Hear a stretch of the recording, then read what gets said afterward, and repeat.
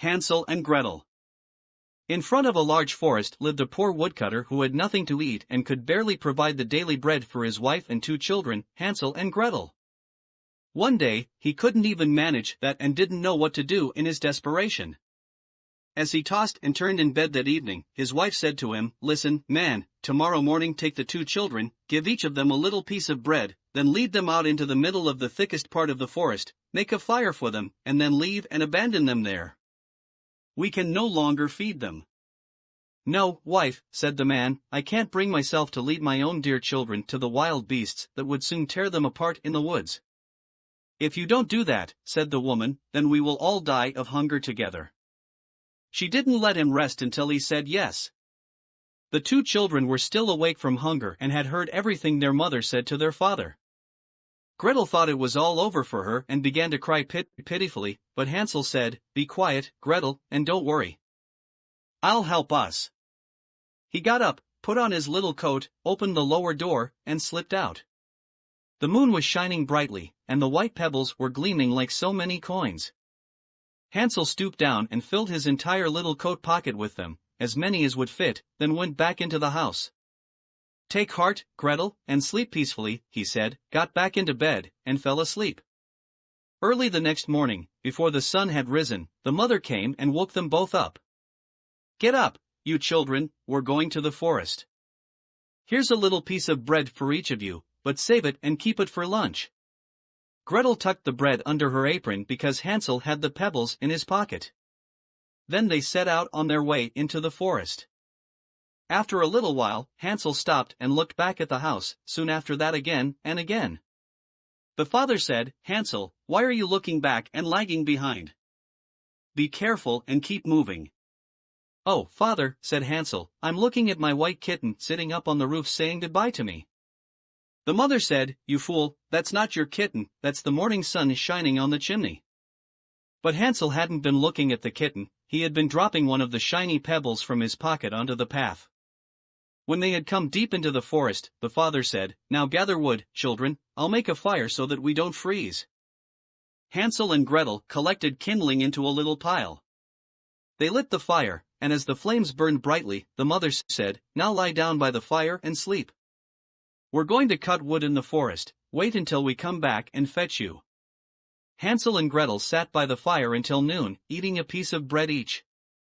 They continued to sit by the fire until evening, but their parents did not return, and no one came to fetch them.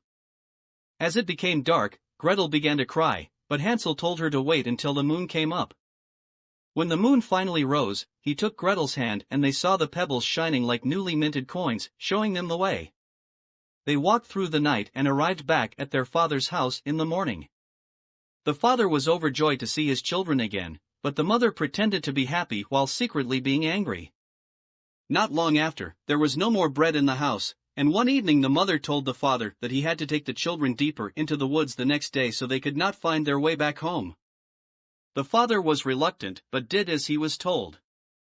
Hansel and Gretel overheard the conversation and Hansel tried to collect pebbles again, but the mother had locked the door. Nevertheless, he comforted Gretel and told her to sleep, saying that God would help them. Early in the morning, they received their small piece of bread, even smaller than the last time. Along the way, Hansel crumbled his in his pocket, often stopped, and dropped a crumb on the ground. "Why are you always stopping and looking around, Hansel?" said the father. "Go on your way." "Oh, I'm looking at my little dove, it's sitting on the roof and saying goodbye to me." "You fool," said the mother, "that's not your dove, that's the morning sun shining on the chimney up there." But Hansel crumbled all his bread and threw the crumbs on the road. The mother led them even deeper into the forest where they had never been before. They were supposed to fall asleep again by a big fire, and in the evening the parents would come and pick them up. At noon, Gretel shared her bread with Hansel, because he had thrown all of his on the road. Noon passed, and evening passed, but no one came for the poor children. Hansel comforted Gretel and said, "Wait until the moon rises, then I'll see the crumbs of bread that I scattered, they will show us the way home." The moon rose, but when Hansel looked for the breadcrumbs, they were gone. Thousands of birds in the forest had found and eaten them. Nevertheless, Hansel thought he could find the way home and led Gretel with him, but they soon got lost in the vast wilderness. They walked through the night and the whole day, and fell asleep from exhaustion. They walked another day, but they couldn't get out of the forest and were so hungry, because they had nothing to eat except a few small berries that were on the ground. On the third day, they walked until noon and came to a small house made entirely of bread and covered with cake, and the windows were made of bright sugar. "Let's sit down and eat until we're full," said Hansel. "I'll eat from the roof, you eat from the window, Gretel, it's sweet and delicious for you." Hansel had already eaten a good piece of the roof, and Gretel had eaten a few round window panes, and was just breaking a new one, when they heard a fine voice calling from inside. "Knock, knock, creak. Who's knocking at my little house?" Hansel and Gretel were so scared that they dropped what they were holding and then saw a small, very old woman sneaking out of the door. She wobbled her head and said, "Oh, you dear children, where have you come from? Come inside with me, you'll be well taken care of," took both of them by the hand, and led them to her house. Good food was served, milk and pancakes with sugar, apples, and nuts, and then 2 beautiful beds were prepared. Hansel and Gretel lay down in them and thought they were in heaven. But the old woman was a wicked witch who had built her bread house to lure children, and, once they fell into her trap, she killed, cooked, and ate them. She was delighted when Hansel and Gretel came her way. Early in the morning, before they woke up, she got up and went to their beds. Seeing the two sleeping so peacefully, she rejoiced and thought, "This will be a good bite for you." She grabbed Hansel and put him in a small stable, and when he woke up, he was surrounded by a fence like young chickens are confined, and he could only take a few steps. Gretel shook her and cried, "Get up, you lazybones, fetch water, and go to the kitchen and cook good food. Your brother is locked up in his stable, and I want to fatten him up. When he's fat, I'll eat him. Now you have to feed him." Gretel was scared and cried, but she had to do what the witch asked. Every day, the best food was cooked for Hansel to fatten him up, but Gretel got nothing but crab shells, and every day the witch came and said, "Hansel, stick out your fingers so I can feel if you're fat enough yet." But Hansel always stuck out a bone, so she was surprised that he wasn't gaining any weight. After 4 weeks, one evening she said to Gretel, "Be quick, go and fetch some water. Whether your little brother is fat enough or not, tomorrow I will slaughter and boil him. In the meantime, I'll make the dough so we can bake it together." Gretel went with a heavy heart and carried the water in which Hansel was to be boiled. Early the next morning, Gretel had to get up, start a fire, and hang the pot of water. "Be careful until it boils," said the witch, "I'll make a fire in the oven and put the bread in." Gretel stood in the kitchen and cried bloody tears, thinking, "It would have been better if the wild animals in the forest had eaten us, then we would have died together and wouldn't have to bear this heartache, and I wouldn't have to boil the water for my dear brother's death.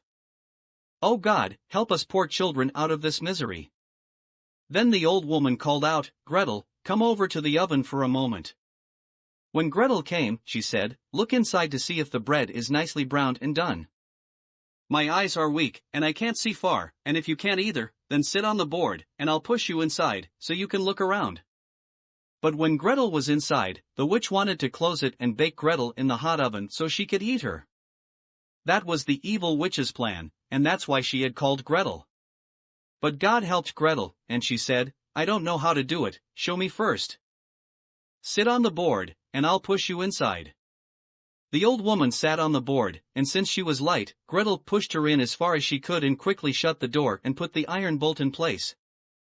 The old woman started to scream and cry in the hot oven, but Gretel ran away, and the old woman burned to death. Gretel ran to Hansel, opened his little door, and Hansel jumped out, and they kissed each other and were happy. The whole house was full of precious stones and pearls, which they filled their pockets with. Then they left and found their way home. The father was overjoyed when he saw them again. He had not had a happy day since his children had gone and now became a wealthy man. However, the mother had died.